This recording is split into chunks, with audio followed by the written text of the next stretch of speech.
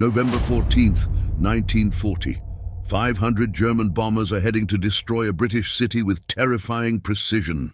They're guided by invisible radio beams, Hitler's secret weapon that nobody could stop, except when 28-year-old physicist said, "I can see them." Everyone called him crazy. The military laughed at his impossible antenna. But what he discovered didn't just save thousands of lives, it exposed Hitler's biggest secret, one that could have changed the entire war.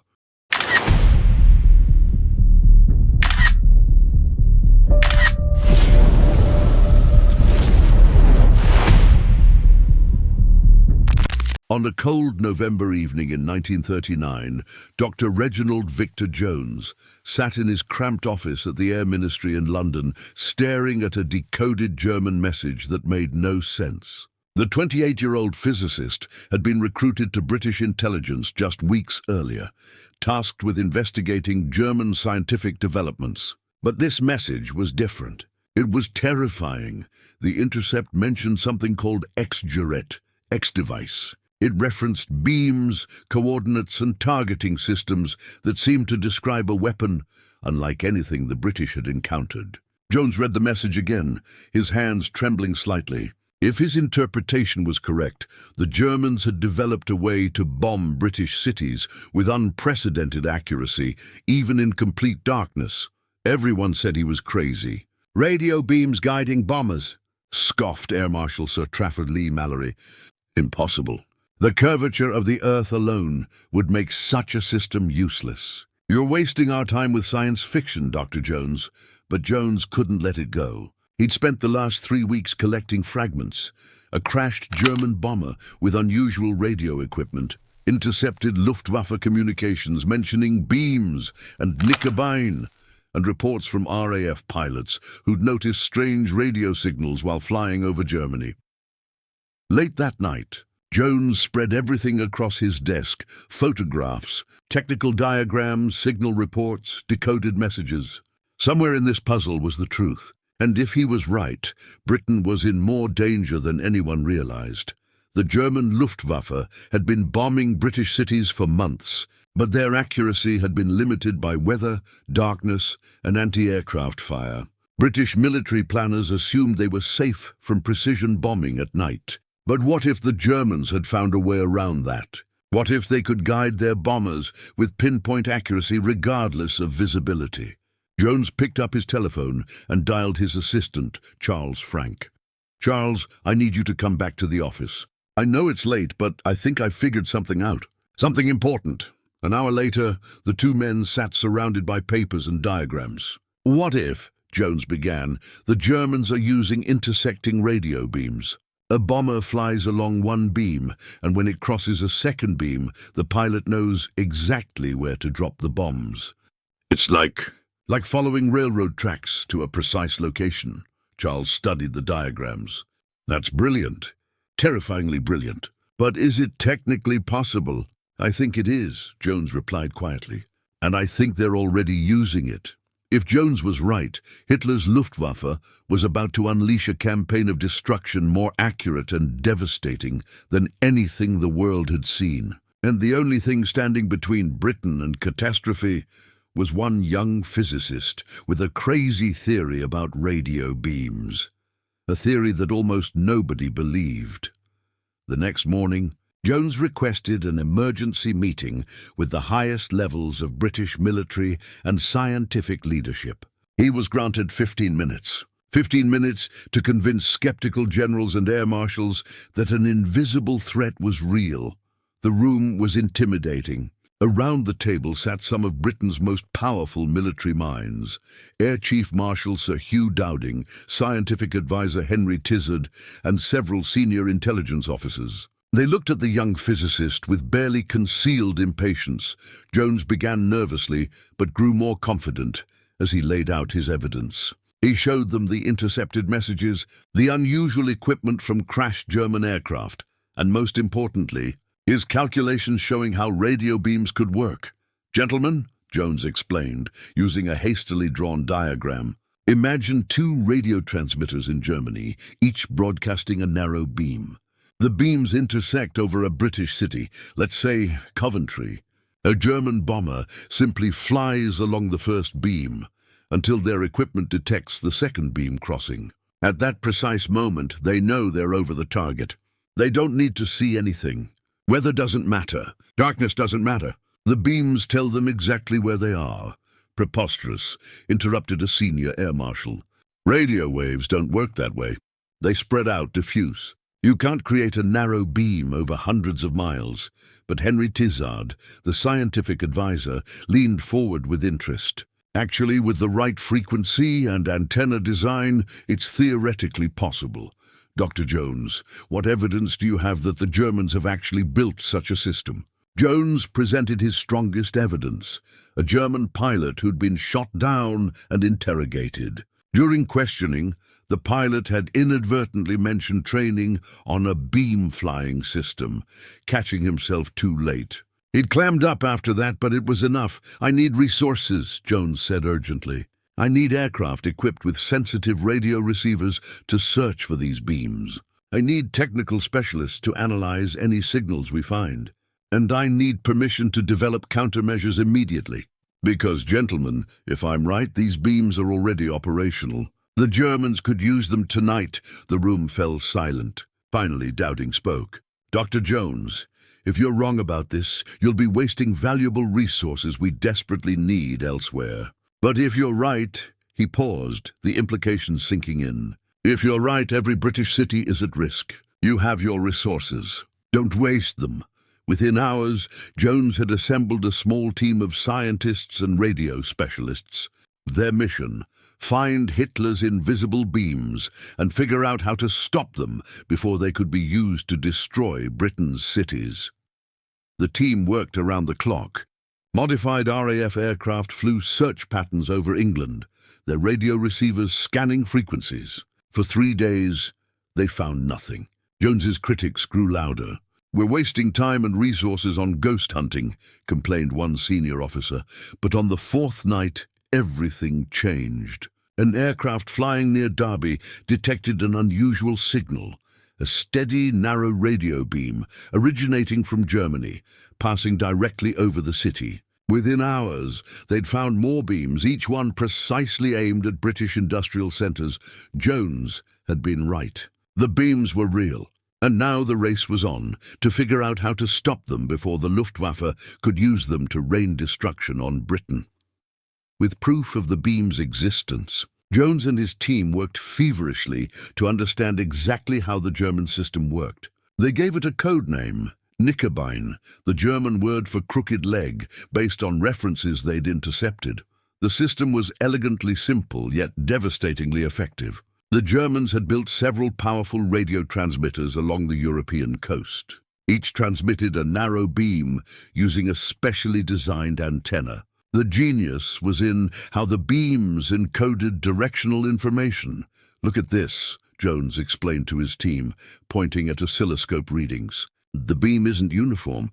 The Germans have split it into 2 overlapping sections. On the left side of the beam, the aircraft hears Morse code dots. On the right side, dashes, but fly exactly in the center, and the dots and dashes overlap perfectly, creating a continuous tone. It's like audio guardrails. As long as the pilot hears that steady tone, he knows he's flying straight along the beam. Charles Frank, Jones's assistant, studied the data with growing admiration. It's brilliant, simple enough for any pilot to use, but accurate to within a few hundred yards over hundreds of miles. No wonder they were so confident about night bombing. But understanding the system was only half the battle. Now they needed to stop it. Jones began developing countermeasures, but he faced a critical problem. If the Germans realized the British had discovered Knickerbein, they might simply switch to backup systems or modify their approach. The countermeasures had to be subtle enough that the Germans wouldn't immediately realize what was happening. We can't just jam the beams directly, Jones explained to Dowding in a late-night meeting. That would be too obvious. Instead, we need to confuse them. We'll transmit our own signals on the same frequency, slightly offset. To the German pilots, it will seem like their equipment is malfunctioning or the beam is unreliable. They'll drop their bombs early, late, or miss the target entirely, but they won't immediately know why. It was a strategy of deception rather than brute force. The British began setting up their own transmitters, carefully positioned to interfere with the German beams without making the interference obvious. They called it meakening, leading the enemy astray with false signals. The first test came on a cloudy night in June 1940. German bombers approached a munitions factory in the Midlands, following their Knickerbein beam. But British transmitters were now active, sending confusing signals. The German bombers, uncertain of their position, dropped their bombs 5 miles off target in an empty field. In his office, Jones listened to the reports coming in. No damage to the factory, no casualties. The bombers had missed completely. It had worked, but this was just the beginning. The Germans had more sophisticated systems in development, and the invisible war of beams and countermeasures was about to escalate dramatically. Just as British countermeasures began neutralizing Knickerbein, Jones discovered something far more alarming. Decoded messages referenced a new system, X-Gerät, the X device. And this one was different. Unlike Knickerbein's single beam, X-Gerät used multiple beams in sequence. A German bomber would fly along a main beam, then cross 3 additional beams at precise intervals before the target. The first crossbeam told the pilot to prepare. The second started an automatic clock. The third stopped it. The system calculated the bomber's speed and automatically released bombs at the exact moment for maximum accuracy. "It's automated," Jones explained to his increasingly worried superiors. "The pilot doesn't even decide when to drop the bombs. The equipment does it for them. It's accurate to within tens of yards, not hundreds. And it's much harder to jam because it uses different frequencies and more complex encoding." Intelligence indicated that X-Gerät was being reserved for special targets, high-value objectives that absolutely had to be destroyed. The system was so secret that only elite Luftwaffe units, particularly Kampfgruppe 100, were trained to use it. Jones's team faced a new challenge. They had to locate the X-Gerät transmitters, figure out their exact frequencies, and develop countermeasures, all while the system was already operational, working with barely any sleep. Jones and his colleagues analyzed every scrap of intelligence. They studied crashed German aircraft. They interrogated captured pilots. They monitored radio frequencies obsessively. Slowly, painfully, they pieced together how X-Gerät worked. The breakthrough came from an unexpected source. A German technical manual had been carelessly left in a captured bomber. It contained partial specifications for X-Gerät receivers. With this information, Jones could calculate the likely frequencies the system used. "We need to find these beams now," Jones told his team urgently. "X-Gerät is operational, and we know the Germans are planning something big. We just don't know where or when." RAF aircraft began systematic searches, focusing on frequencies identified from the captured manual. On September 10, 1940, they found them, X-Gerät beams originating from France, converging over southern England.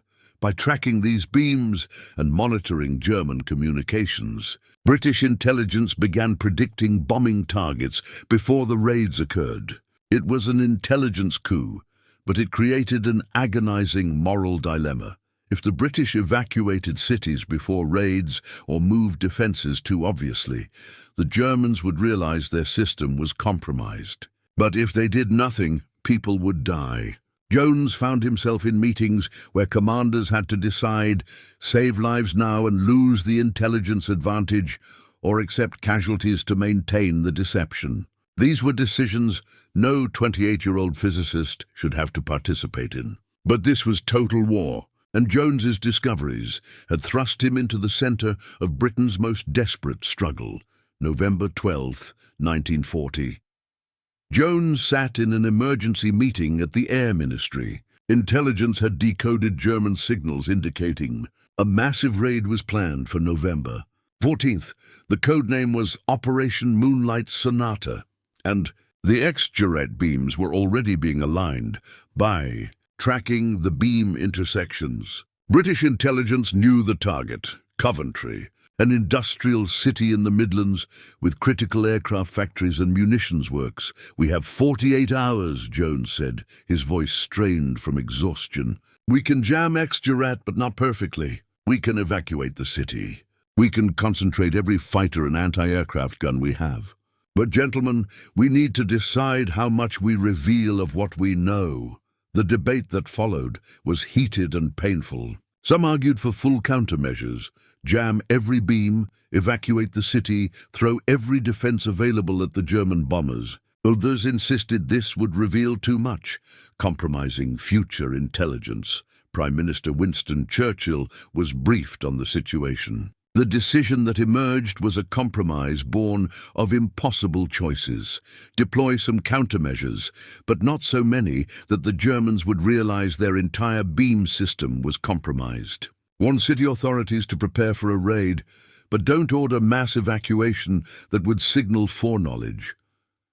Jones felt sick. He understood the logic, but it meant people would die who might have been saved. This was the true cost of intelligence work. Sometimes knowing too much forced impossible choices.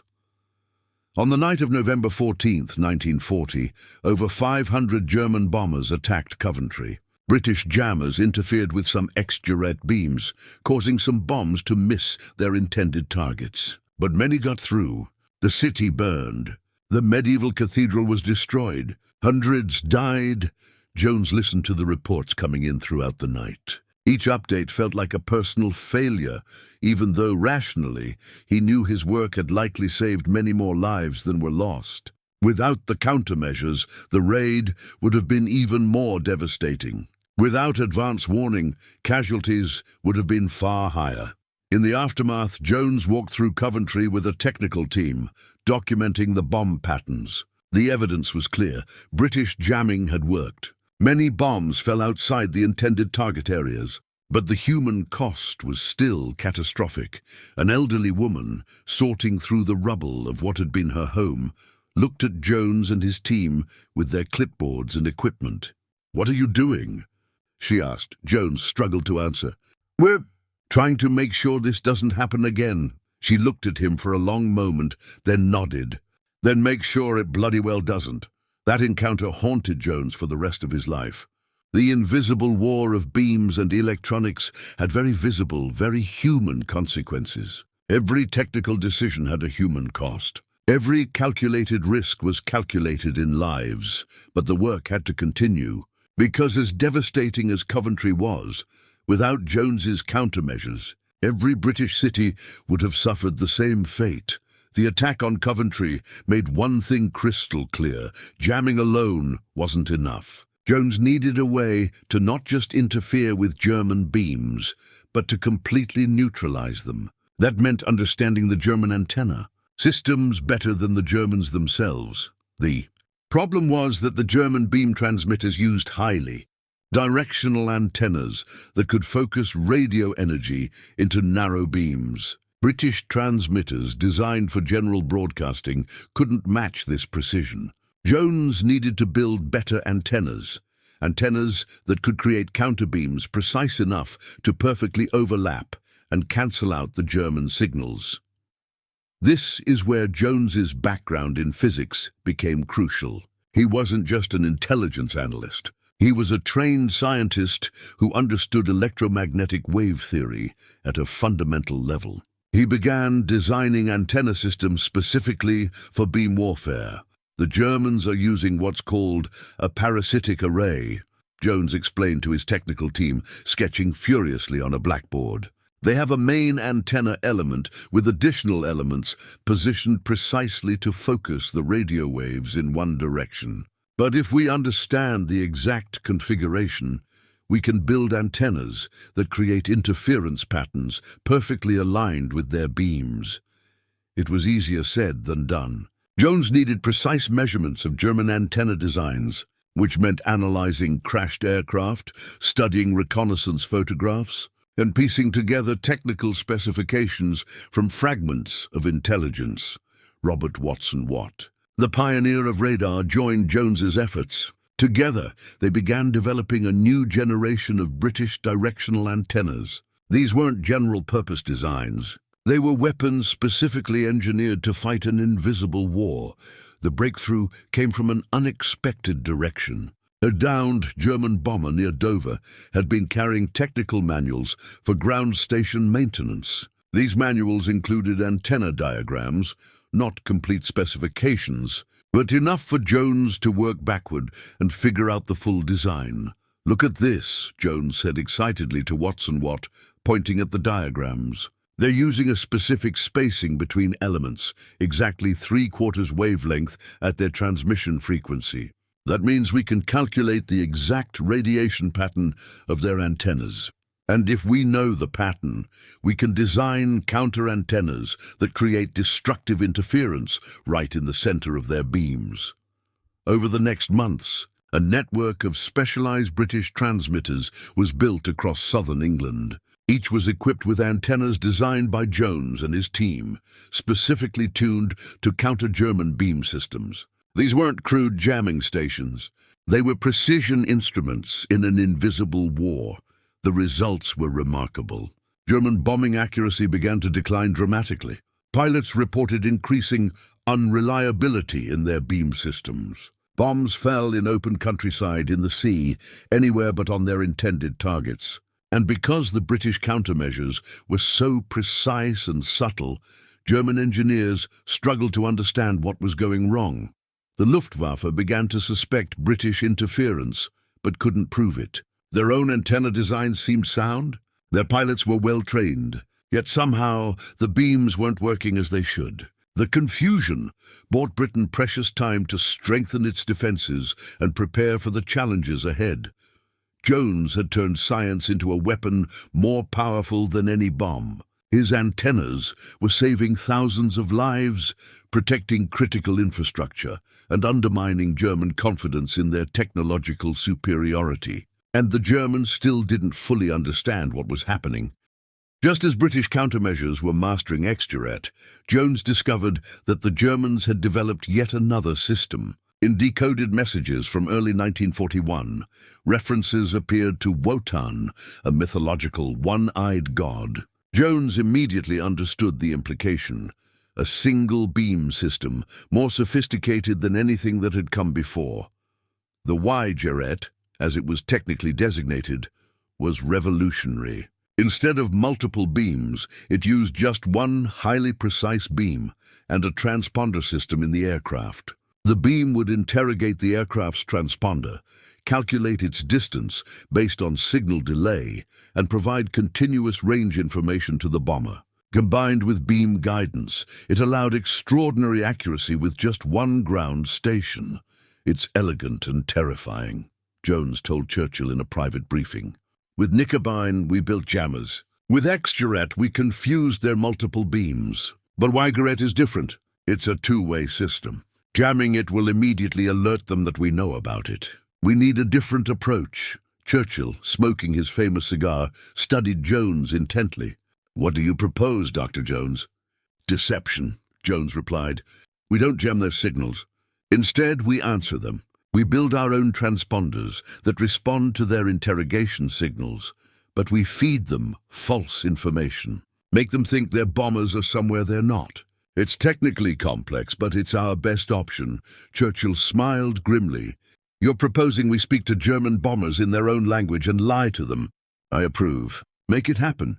The technical challenge was immense. Jones and his team had to reverse engineer the X-Gerät transponder system without having access to an actual device. They worked from intercepted signals, from theoretical calculations, and from small clues in captured equipment that used similar technology. Dr. Robert Cockburn, an electronic warfare specialist, joined the effort. Together with Jones, they designed what they called a masking beacon, a ground-based system that could detect German X-Gerät interrogation signals and respond with false range information. The beauty of this system, Cockburn explained, is that the Germans won't immediately know something's wrong. Their equipment will seem to work perfectly. The numbers will make sense. The bomber will appear to be where the beam says it should be, but in reality, we'll be feeding them coordinates that are miles off target. Testing the system was nerve-wracking. They couldn't afford to get it wrong. The first operational use came on a night when intelligence indicated a X-Gerät-equipped bomber was targeting a naval base. The British masking beacons activated, feeding false range data. The German bomber, confident in its position, dropped its bombs precisely where the system indicated, 5 miles out to sea. The naval base was untouched. In the days that followed, more X-Gerät attacks were similarly misdirected. German Bomber Command was baffled. The system appeared to work perfectly, yet bombs kept missing their targets. Pilots were blamed for incompetence. Equipment was recalibrated, but the problem persisted. The Germans never fully understood what was happening. They eventually reduced reliance on X-Gerät, attributing its failures to atmospheric interference and technical unreliability. In reality, Jones and his team had successfully turned the most sophisticated German guidance system into a liability.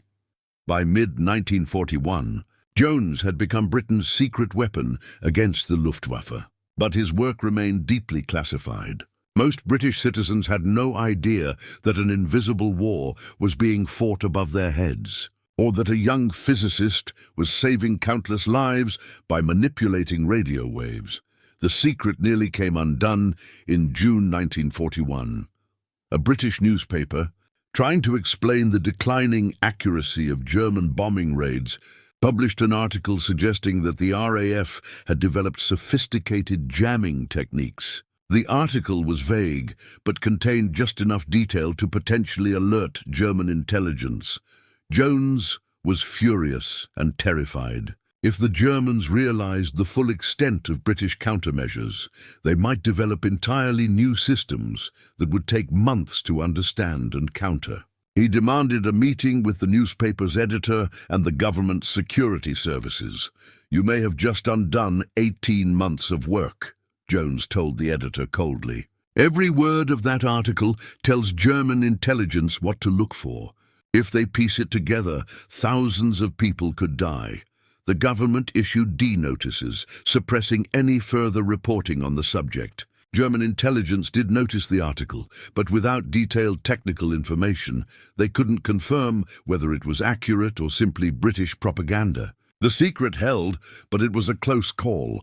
Meanwhile, Jones's team continued to expand. What had started as a handful of scientists had grown into a sophisticated organization with hundreds of personnel operating a network of monitoring stations, jamming transmitters, and analysis centers. They monitored every radio frequency the Germans might use, analyzed every new signal, and developed countermeasures before systems could even become operational.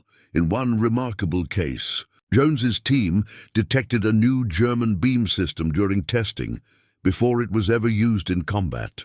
By the time the Luftwaffe deployed it operationally, British countermeasures were already in place. The system failed so completely on its first use that German commanders assumed it was defective and abandoned it entirely. The invisible war had reached a stalemate. German engineers kept developing new systems, but Jones and his team kept neutralizing them. The Luftwaffe's ability to accurately bomb British targets had been effectively destroyed. Churchill, in a private moment with Jones, acknowledged the magnitude of his achievement. "Dr. Jones, you've given us time.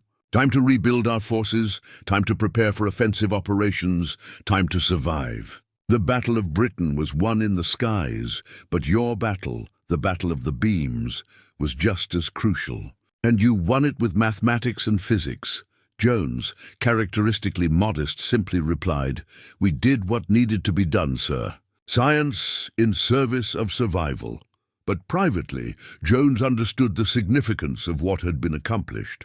A small team of scientists working with limited resources had neutralized what should have been an unstoppable weapon. They had proven that intelligence and innovation could triumph over brute force. They had saved thousands of lives through the clever manipulation of invisible electromagnetic waves. While Jones was battling German beam systems, he stumbled upon something else, something that would prove even more significant to the war effort. In analyzing German radio communications and technical documents, he began noticing references to research at a place called Peenemünde on the Baltic coast. The references were cryptic: advanced weapons, rockets, long-range bombardment. At first, Jones thought it might be related to beam guidance systems. But as more intelligence accumulated, he realized this was something entirely different. Something potentially more dangerous than anything he'd yet encountered. In June 1943, a resistance operative in Luxembourg photographed a strange document that had been carelessly left in a hotel room by a German officer. The document made its way to Jones's desk. It contained technical drawings and calculations for a rocket, not a small battlefield rocket, but a massive missile capable of carrying a ton of explosives across hundreds of miles. Jones felt his blood run cold. If the Germans had developed such a weapon, it would revolutionize warfare. Unlike aircraft, rockets couldn't be intercepted by fighters or anti-aircraft guns. Unlike bombers, they didn't need pilots who could be trained only slowly and at great cost. If launched in sufficient numbers, rocket weapons could devastate British cities with impunity. He immediately briefed Churchill and military leadership. Many were skeptical. Rockets? Scoffed one general. This sounds like something from H.G. Wells, not serious military intelligence. But Jones had learned from the beam battle. When something seemed impossible, that didn't mean it wasn't happening. German engineers had already proven themselves capable of remarkable innovations. Why wouldn't they pursue rocket technology? Jones pushed for reconnaissance missions over Peenemünde. In June 1943, RAF photo reconnaissance aircraft captured images of the facility. Analysis revealed what appeared to be large rocket-like objects on test stands. There were also unusual circular structures that Jones identified as launch platforms. "This is real," Jones told the skeptics. "The Germans have operational rocket weapons, and they're preparing to use them against us. We need to act now." On the night of August 17, 1943, the RAF launched Operation Hydra, a massive bombing raid on Peenemünde. Over 600 bombers dropped nearly 2,000 tons of explosives on the facility, destroying workshops, killing scientists and engineers, and setting back the German rocket program by months. It was a costly raid. 40 British bombers were lost, but it disrupted German rocket development at a critical moment. The V-2 rockets that eventually attacked London came later and in smaller numbers than originally planned. Jones's intelligence work had once again saved countless lives, but the bigger secret that Jones had unknowingly helped to expose was this. The same scientists working on rockets at Peenemünde were also conducting nuclear research. Documents recovered after the war revealed that Germany's atomic program had been centered at several sites, with coordination happening through facilities like Peenemünde. By helping to disrupt operations there, Jones had inadvertently interfered with German nuclear weapons development. Had the Peenemünde program continued unimpeded, Hitler might have obtained atomic weapons. The consequences would have been catastrophic. Jones didn't learn the full scope of what he'd helped prevent until after the war. When he did, it gave him nightmares. His crazy antenna work had led him to discover beam guidance systems, which led to rocket intelligence, which disrupted nuclear weapons development. One young physicist's curiosity and persistence had potentially saved civilization itself. When the war ended in May 1945, Reginald Jones was just 33 years old. He had spent 6 years fighting an invisible war that few people knew existed. His work had saved thousands of lives, prevented countless tons of explosives from reaching their targets, and helped expose Hitler's most dangerous secret weapons programs. In the years immediately after the war, Jones's story remained classified. The techniques his team had developed were too valuable to reveal publicly. The Cold War was beginning, and the same electronic warfare methods that had defeated the Luftwaffe might be needed against the Soviet Union. But gradually, the story emerged. Jones received numerous honors, including a knighthood. He returned to academic life, becoming a professor at Aberdeen University, where he trained a new generation of scientists. Many of his students went on to careers in defense research, carrying forward his legacy.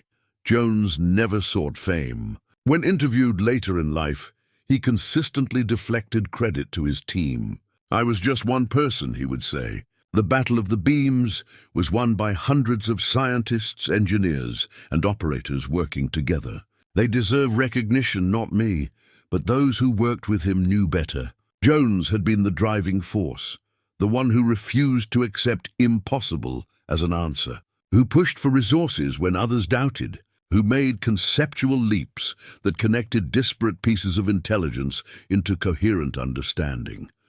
The technical innovations Jones pioneered became the foundation for modern electronic warfare. The principles his team developed, detecting enemy signals, analyzing their characteristics, developing precise countermeasures, using deception instead of brute force jamming, are still taught in military schools today. Perhaps more importantly, Jones proved that scientific intelligence could win wars. Before Jones, intelligence was primarily about spies and code breaking. Jones showed that technical analysis, physics, and engineering were equally important. After the war, every major military established scientific intelligence services modeled on Jones's wartime organization. The crazy antenna that exposed Hitler's biggest secrets wasn't really crazy at all. It was the work of a brilliant mind that refused to be constrained by conventional thinking. Jones understood that modern war would increasingly be fought with technology, and that winning required not just better weapons, but better understanding of enemy capabilities. In his autobiography, written decades after the war, Jones reflected on those desperate years. "We were fighting for survival. And we used every tool at our disposal: mathematics, physics, engineering, and creativity. The Germans were formidable opponents, with excellent scientists and engineers. We won not because we were smarter, but because we were more agile, more willing to try unconventional approaches, and perhaps luckier at critical moments. But those who knew the story understood it wasn't just luck. It was one man's refusal to dismiss the impossible. One man's insistence on following the evidence wherever it led. One man's creative genius in developing solutions to problems others didn't even understand." Reginald Victor Jones died in 1997 at the age of 86, having lived to see his work declassified and recognized. His obituaries called him one of the war's unsung heroes. But perhaps the greatest tribute came from a former German Luftwaffe pilot who, after the war, learned what Jones had done. "We thought our beam systems were invincible," the pilot said. "We never knew there was one British scientist who understood them better than we did, who could reach into the invisible and turn our greatest advantage into a weakness." If Germany had someone like Dr. Jones, perhaps the war would have ended differently. We are fortunate we did not. That may be the most profound legacy of all. Jones and his team didn't just defend Britain. They demonstrated that science, creativity, and determination could overcome any threat. They proved that one person with knowledge and courage could change the course of history. The invisible war Jones fought saved a nation. The techniques he pioneered continue protecting free societies today. And the lesson he taught, that impossible simply means not yet understood, continues inspiring scientists and engineers around the world. Hitler's biggest secret wasn't the beam systems, the rockets, or even the nuclear program. Hitler's biggest secret was that Germany's technological superiority was an illusion, and a 28-year-old British physicist with a crazy antenna was the one who exposed it.